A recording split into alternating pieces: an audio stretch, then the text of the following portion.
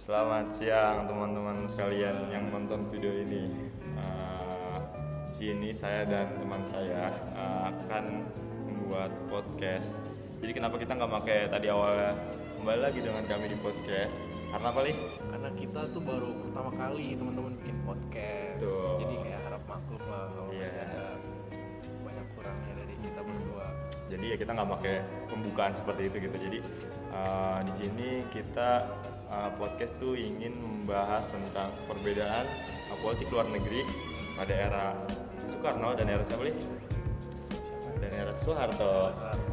Pada hubungan internasional kepada Timur Tengah gitu. Di sini kita sedang diberikan tugas di MK apa nih? Politik luar negeri. Politik luar negeri. Dosen pengampunya siapa? Bang Dosen Olap. pengampunya Pak Heri. Shout to Pak Heri, terima kasih udah memberikan kita kesempatan untuk bisa membuat podcast terkait hubungan internasional gitulah ya. Betul.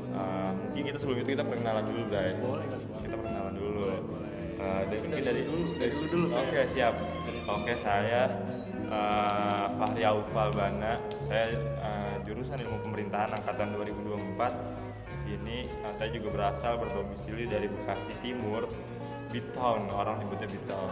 Yoi. Kosnya di mana? Ngekosnya saya ngekos di Pakupatan di perumahan Puri Cempaka gitu sekali. Kalau gua nih. Iya, boleh. Halo semuanya. Perkenalkan nama gua Muhammad Gali Gumilang, sama kayak teman gue yang sebelah. Gue berasal dari mahasiswa Ilmu Pemerintahan angkatan 2024 dari kelas 3A teman gue. Dan gue juga berasal dari Perantauan. Kita mahasiswa perantauan. Kita mahasiswa perantauan dari Depok. Gue kalau Depok identik sama Blimbingnya ya, Blimbing yang enggak seberapa itu, cuma di Depok ada tuh yang namanya Blimbing segede Blimbing Nabi Adam. Nah, Udah, oke, mungkin kita akan lanjut ke pembahasan materi kita, di mana tadi perbandingan antara politik luar negeri eranya Soekarno dan Soeharto pada dalam hubungan internasional dengan negara-negara di Timur Tengah. Let's do it. Oke, teman-teman. Jadi di sini biar pembahasannya itu lebih terstruktur ya. Di sini kita tuh lagi memakai teorinya dari Kenneth Waltz. Yang pertama, dia tuh dibagi dari 3 teman-teman teorinya. Yang pertama itu ada level sistem atau internasional, yang kedua ada level state atau negara, dan yang ketiga ada level individu atau level individual dari yang ingin kita analisisnya gitu teman-teman. betul sekali Bang Olap. Jadi kayak santai aja lah kita ngobrol Iya. ngalir, tapi insight tetap dapat. Oke. Iya, jadi kita nggak usah serius-serius banget. Let's go. Oke teman-teman, kita sekarang masuk ke pembahasan pertama kita. Apa nih? Level system. Level system. Nah, di mana kondisi dunia yang memengaruhi kebijakan luar negeri. Betul sekali. Tadi juga udah disebutin oleh teorinya si Waltz tadi, di mana di situ juga ada yang namanya sistem. Jadi sistem itu apa sih teman-teman? Kalau menurut yang kita baca, mungkin tadi yang kita pahami juga selama di pembelajaran di MK politik luar negeri ini, level sistem itu kayak dampak dari politik internasional sistem gitu mempengaruhi pengambilan kebijakan yang kebijakan yang akan kita teliti. Misalnya kita menganalisis ini sekarang kan Soekarno dan Soeharto nih, berarti kita ngelihat latar belakang dari analisis kita nih, Soekarno nih kenapa dia mengambil kebijakan ini, tapi lewat kacamata internasional gitu, dinamika global mungkin. Nah kalau kita lihat nih kan ya, di eranya Soekarno itu nih dulu tuh lagi ada zamannya perang dingin namanya, yaitu perang ideologi, di mana ada kubu barat dan kubu timur. Kalau kalian mungkin teman-teman pasti tahu lah, itu sudah banyak ya, mungkin difilmkan ataupun di buku-buku sejarah, di mana kubu barat itu kubu liberalisme, ideologi liberal, dan kubu timur itu kubu ideologi komunisme gitu. Di situ sudah berperang, dan juga banyak negara-negara pada zaman Soekarno itu, terutama Indonesia juga kita baru merdeka, jadi di era Soekarno ini kental dengan kolonialisme lah gitu.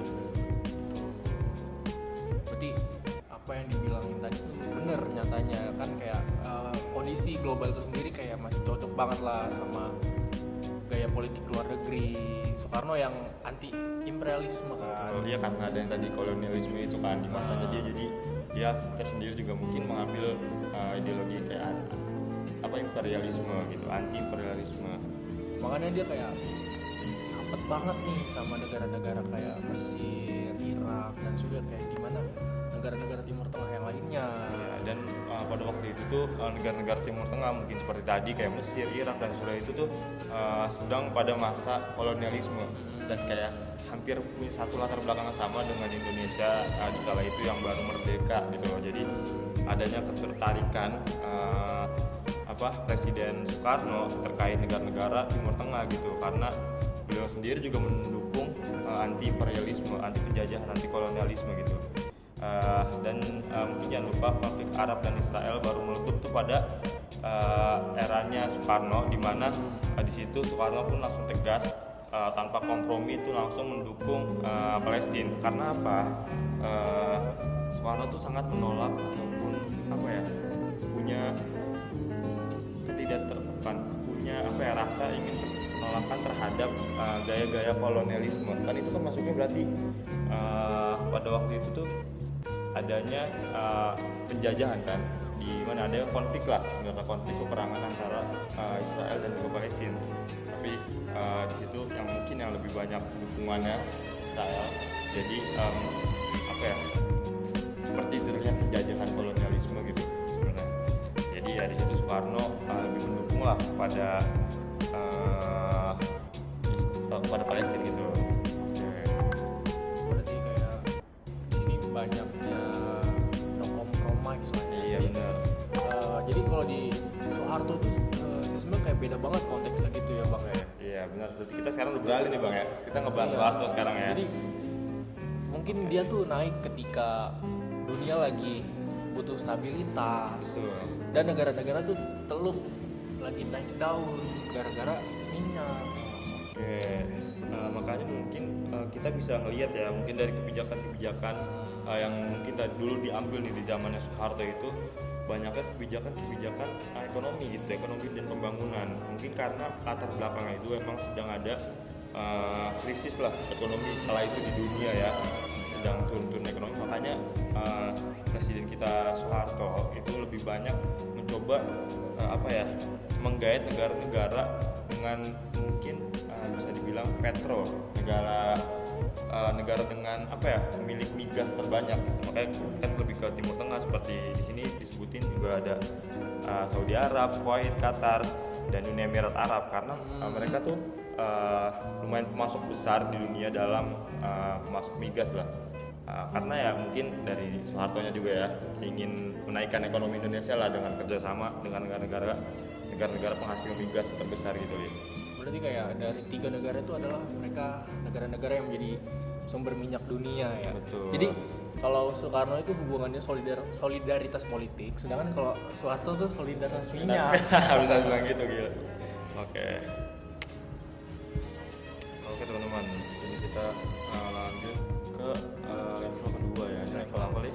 Level state atau level negara. Jadi kayak di mana sih ada kepentingan domestik yang mempengaruhi kebijakan politik luar negeri. Kayak gimana ya? Kita bahas di zaman Soekarno dulu. Soekarno dulu deh. Jadi gimana di zaman Soekarno ini apa sih misal politik domestik nih yang mempengaruhi dalam pengambilan kebijakan Soekarno gitu. Kalau menurut mungkin yang saya baca-baca juga yang pernah saya tahu di Soekarno itu tuh, karena kan pada masa Soekarno itu Indonesia baru merdeka banget ya, dimana politik domestik itu masih cukup berantakan, tapi semangat juang nasionalisnya itu cukup tinggi gitu.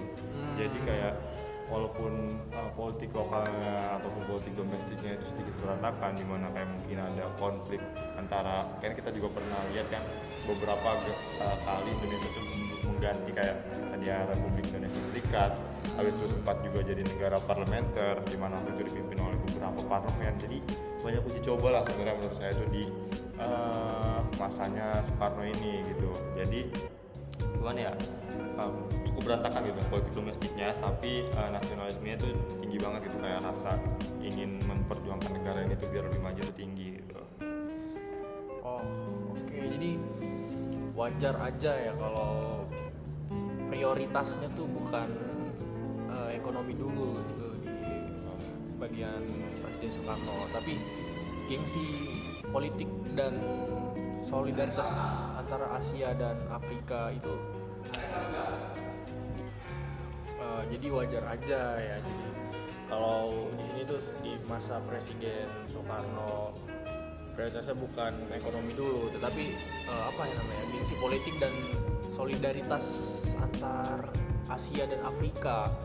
Jadi dia tuh seolah-olah kayak ingin menunjukkan lah Indonesia itu pemimpin negara-negara yang berkembang gitu. Setuju sih, karena kan waktu itu kan Indonesia juga baru merdeka banget ya. Mungkin juga kelihatan lah dari politiknya ataupun cara memimpinnya Soekarno lah, itu kayak lebih wibawa, kayak ingin banget nih membawa Indonesia nih ke kancah yang lebih tinggi, kancah internasional, biar kayak dunia tuh tahu Indonesia tuh sekarang udah berkembang gitu.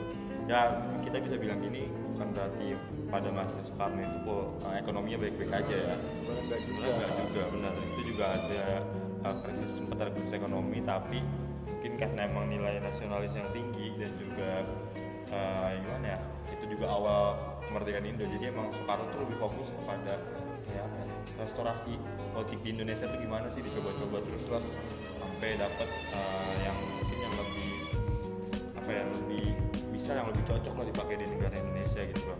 Terus juga jadi kalau dari Soekarno mungkin yang bisa kita tangkap itu ya, dari pembahasan level state ini juga kita mungkin beralih ke Presiden Soeharto ya, kan soal perbandingan kita di sini dengan Presiden Soeharto.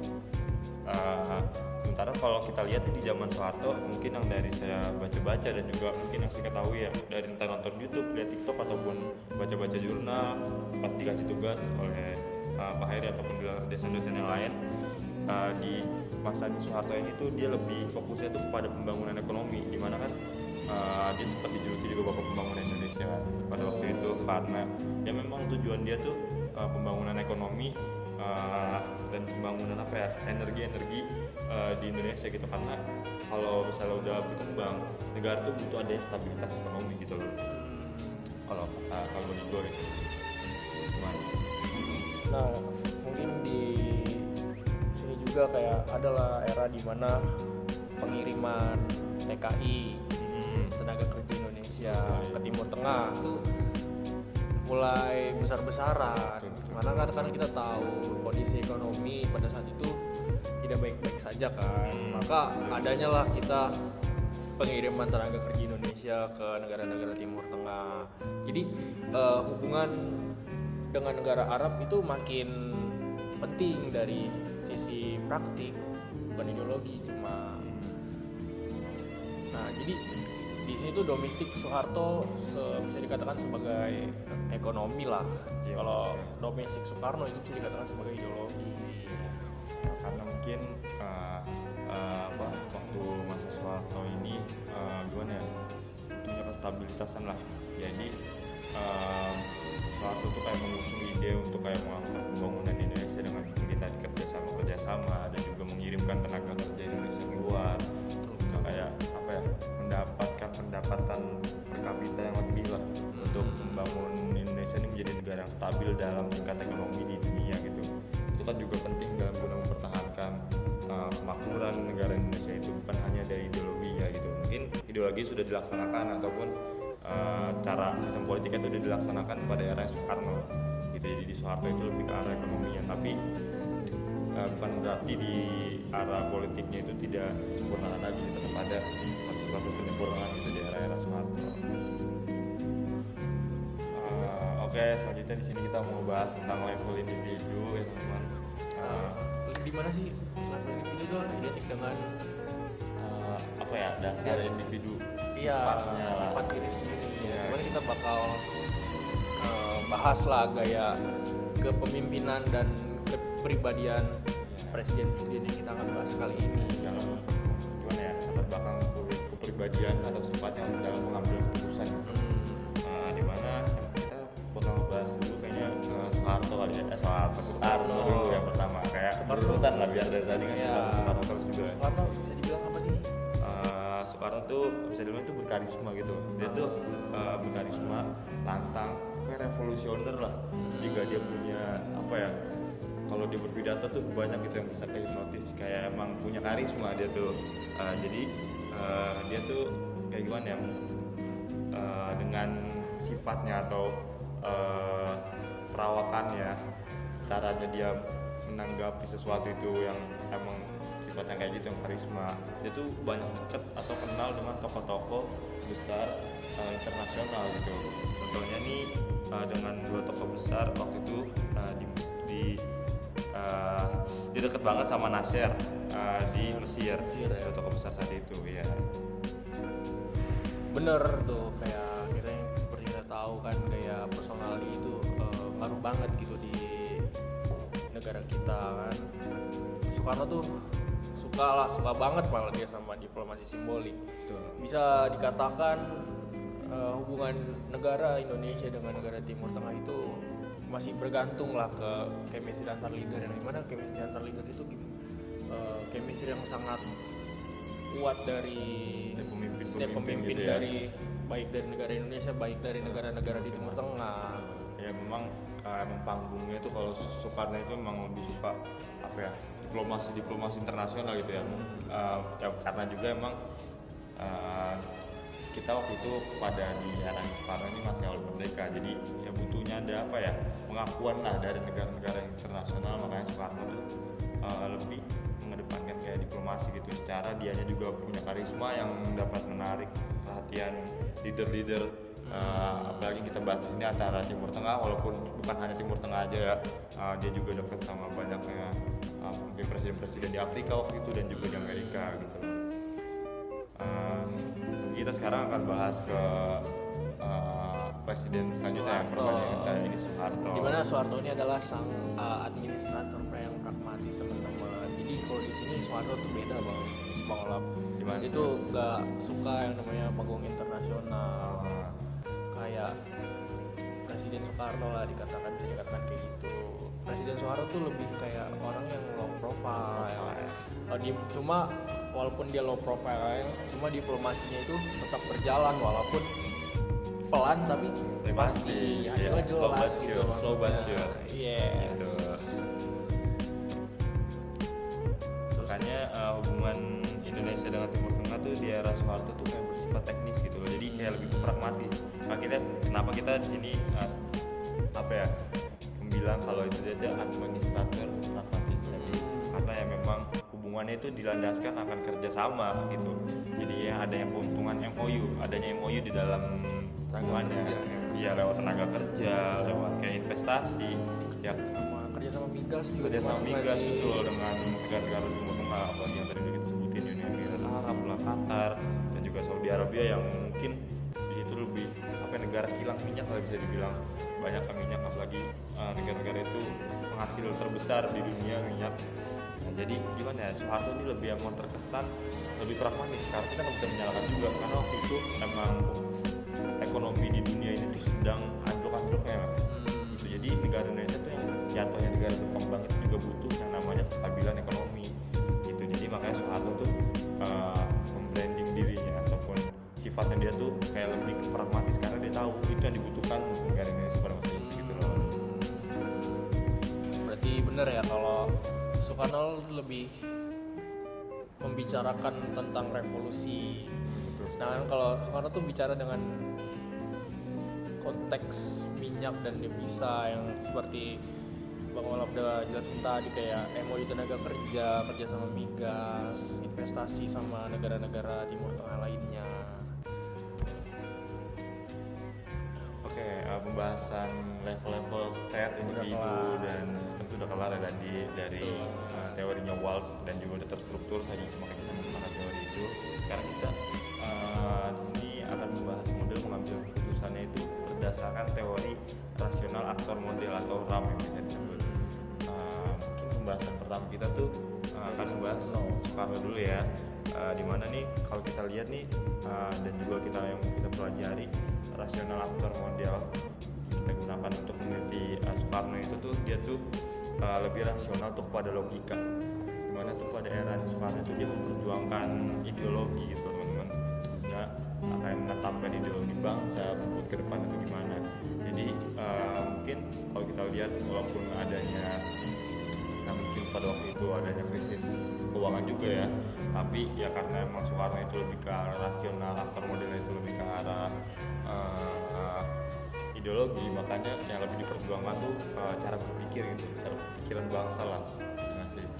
Nah, Mungkin jadi dukungannya tuh ke negara Arab itu bukan soal uang ya, tapi di mana adanya soal legitimasi, nggak sih, gitu, soal legitimasi. legitimasi politik lah jatuhnya, dan citra negara Indonesia kita ini di dunia gitu. Ya demi apa ya, menaikkan lah secara tidak langsung ya, emang branding sebenarnya. Soekarno tuh kayak ya kita negara baru merdeka, kalau mau apa kita kalau kita nggak dikenal gitu kan, negara-negara luas. Makanya mungkin apa ya, rasional yang diambil atau nggak rasional yang emang ada melekat di Soekarno itu rasional tuh marah lah, ideologi atau cara berpikir gitu, beda banget dengan Soeharto.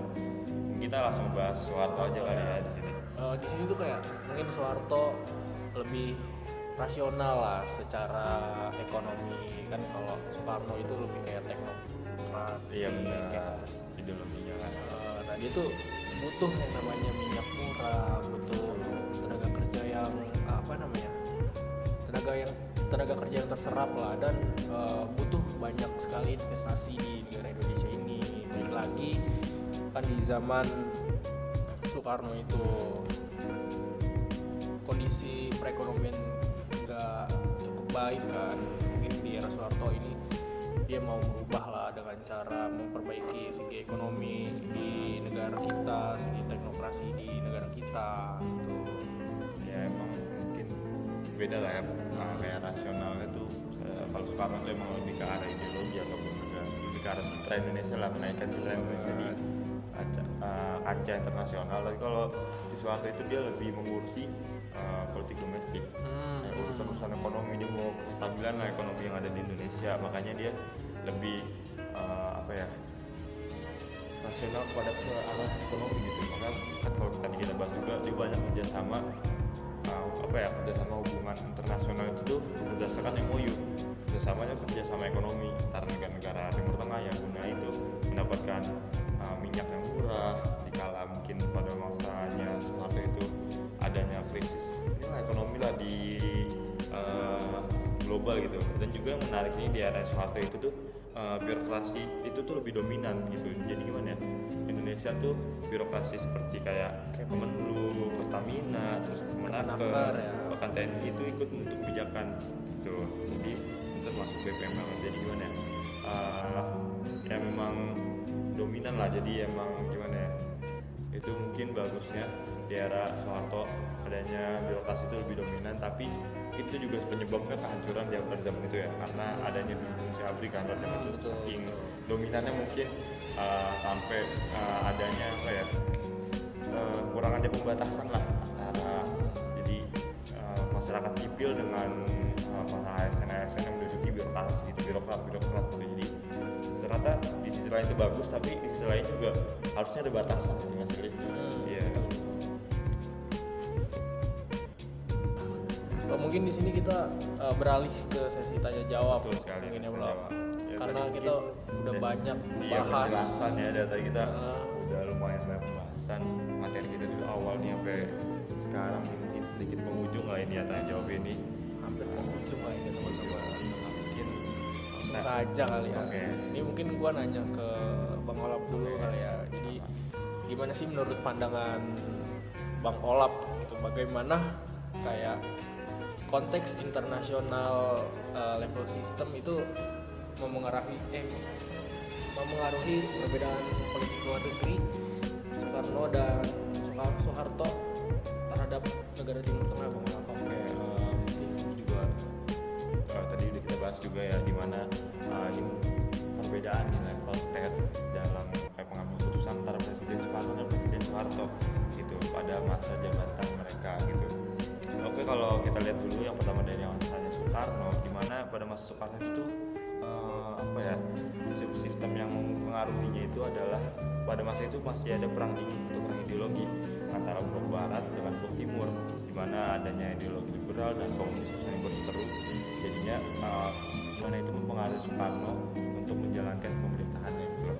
Namun pada era Soeharto, kalau pada saat itu kita lihat dari analisis sistemnya itu tuh lebih ke masalah ekonomi gitu. Jadi pada masa Soeharto itu emang di dunia itu sudah naik lah apa ya, harga pasukan kayak bahan makanan, terus juga migas itu harganya naik. Makanya Soeharto itu lebih mengedepankan kerjasama apa ya, yang menguntungkan gitu loh. Dia tuh lebih ke adalah MOU kepada negara-negara Timur Tengah aja guna ya, karena memang adanya pengaruh dari level sistem tadi, di mana pada masa Soeharto itu lebih apa ya, adanya kejatuhan ekonomi lah, krisis ekonomi di negara-negara di dunia. Tapi kalau pada era Soekarno itu karena adanya perang dingin, jadi ya itu lebih memperjuangkan terkait kayak ideologi dari Soekarno itu bukan karena ekonomi gitu. Mungkin itu tadi jawaban dari gua buat pertanyaan mengalih.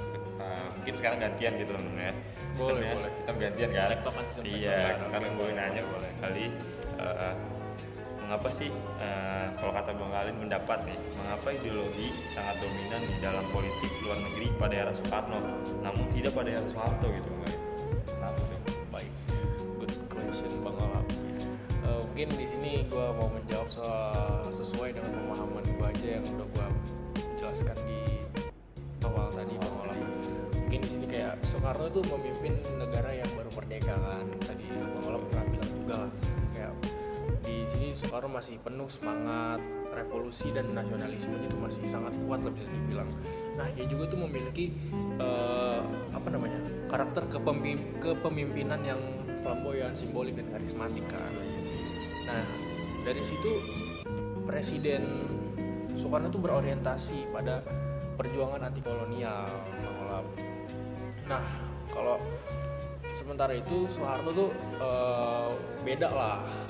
Kayak Soeharto itu lebih menghadapi tuntutan pembangunan ekonomi domestik, kayak dimana Soeharto itu sering bekerja sama lah dengan negara-negara Timur Tengah seperti Mesir, Arab dan lainnya di bidang minyak. Terus kayak di sini ada, kalau di era Soeharto tuh kayak stabilitas dan pertumbuhan itu menjadi prioritas di negara itu, di negara Indonesia ya maksud gua. Jadi sehingga pendekatan ideologisnya sendiri itu dianggap tidak efektif. Ia lebih condong dan lebih memilih pendekatan yang pragmatis Bang Olap. Kayak pendekatan yang birokratis dan berorientasi kepentingan di bidang material Bang Olap. Mungkin itu sih jawaban dari gua. Juga sih tadi apa mungkin penjelasan kita di awal ya. Kita satu kali lagi deh ya pertanyaannya, satu dari menggali satu dari gua. Oke, boleh banget nih. Nanya apa ya? Gua malah bingung nih jujur. Mikir dulu kali ya. Boleh mikir. Apa ya? Yang enak ya. Oh kan tadi kita berdua udah membahas analisis. Pokoknya kita udah membahas 3 analisis kan. Betul.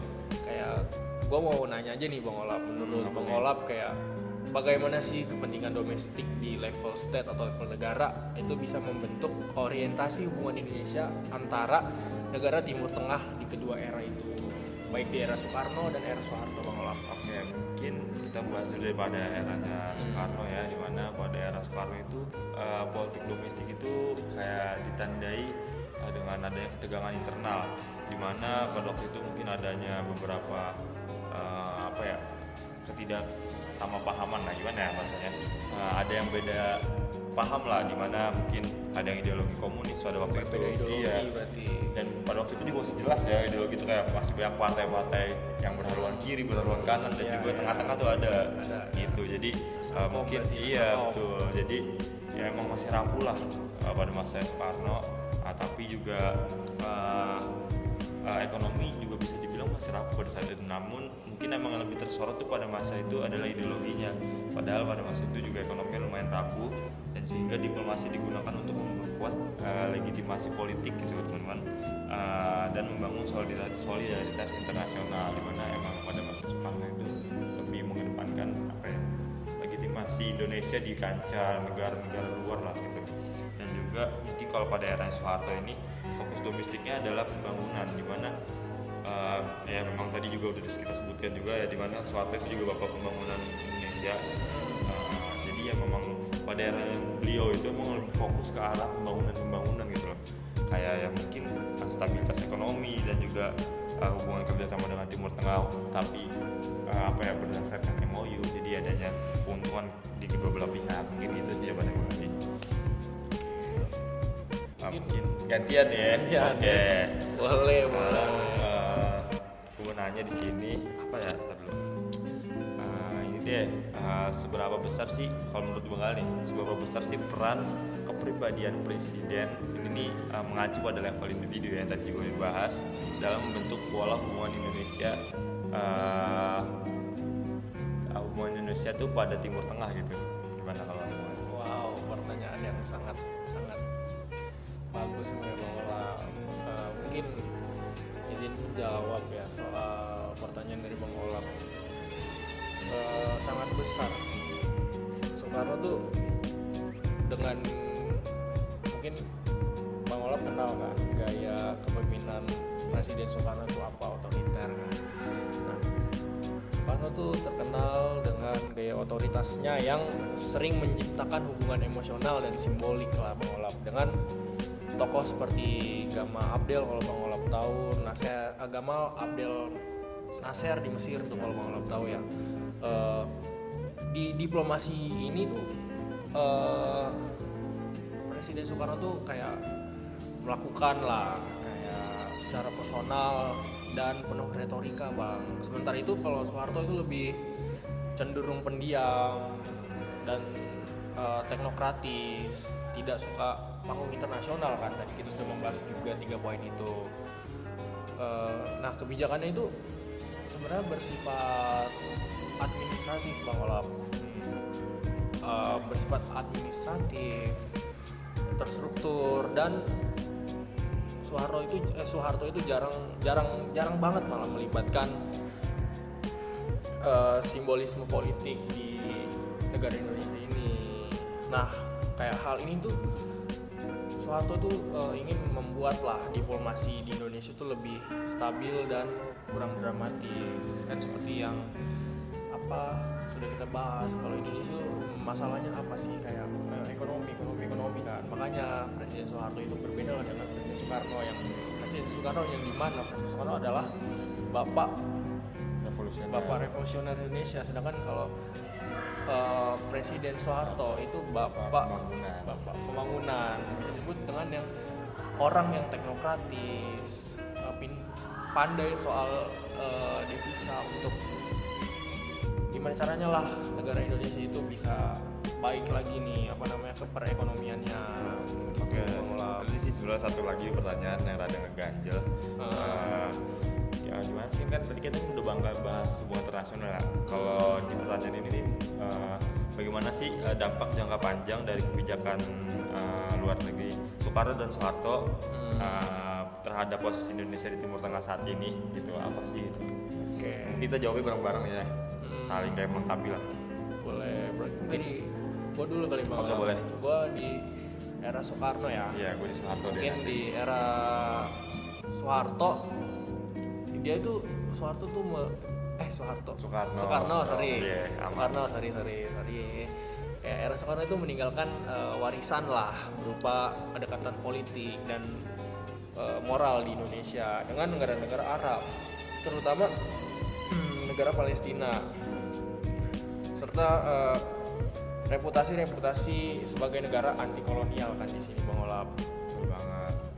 Mungkin langsung gue ke era Soeharto kali ya. Boleh. Oke. Kalau di era Soeharto tuh kalau menurut gue menambahkan fondasi hubungan ekonomi gitu loh. Mungkin karena emang kan nanti juga pembangunan, jadi adanya hubungan tenaga kerja antara Indonesia dengan negara-negara Timur Tengah, dan kayak kerjasama di bidang energi yang hingga kini nih masih menjadi pilar utama Indonesia lah dalam hubungan kerjasama tuh di bidang energi itu ya Timur Tengah gitu loh. Kalau buat Indonesia, jadi kombinasi kedua pendekatan tersebut tuh membuat Indonesia tuh dipandang sebagai negara muslim besar gitu. Dan pengaruh politiknya sekaligus kedekatan ekonomi di kawasan karena adanya hubungan dari Soekarno yang lebih menyiarkan citra Indonesia di kancah dunia, dan juga Soeharto yang hubungannya tuh hubungan ekonomi dan tenaga kerja di bidang energi gitu. Jadi ya Soekarno tuh ingin bergerak eksistensi untuk negara Indonesia itu. Kalau Soeharto sendiri kan kayak pengen menaikkan lah pembangunan ekonomi, pembangunan apapun itu yang bikin Indonesia itu untung kan. Makanya dia cenderung sering bekerja sama dengan negara-negara luar kan. Oke, mungkin kita closing ya Bang Gali ya. Oke, sekalian closing aja ya, langsung. sekalian aja langsung ya. Closing ya. Karena mungkin udah lumayan panjang ini kita. Ya jadi ya mungkin itulah intinya dari teman-teman, politik luar negeri Soekarno dan Soeharto itu kayak dua ujung spektrum, yang satu ideologi, yang satu lagi tuh lebih ke ekonomi banget gitu, pragmatis gitu. Jadi tapi dua-duanya itu punya kontribusi yang paling penting sendiri Bang Alam. Maksud gue kayak walaupun dia berbeda cuma punya kepentingannya masing-masing. Kayak Soekarno itu membangun fondasi solidaritas politik dengan Timur Tengah, sedangkan kalau Soeharto itu memperluas kerjasama ekonomi dan energi oleh negara-negara Timur Tengah. kali ya mungkin itu ya dari kita. Mungkin itu aja loh podcast kita hari ini Bang Alam ya. Terima kasih teman-teman yang udah nonton, mungkin Semoga inilah bermanfaat ya, bermanfaat dan pembahasan kita pada kali gampang ini. dicerna ya teman-teman. Oke, sekian dari kita. Selamat lanjutkan aktivitas. Siap. Gua Kolap, Nah, gua Gali. kita berdua cabut.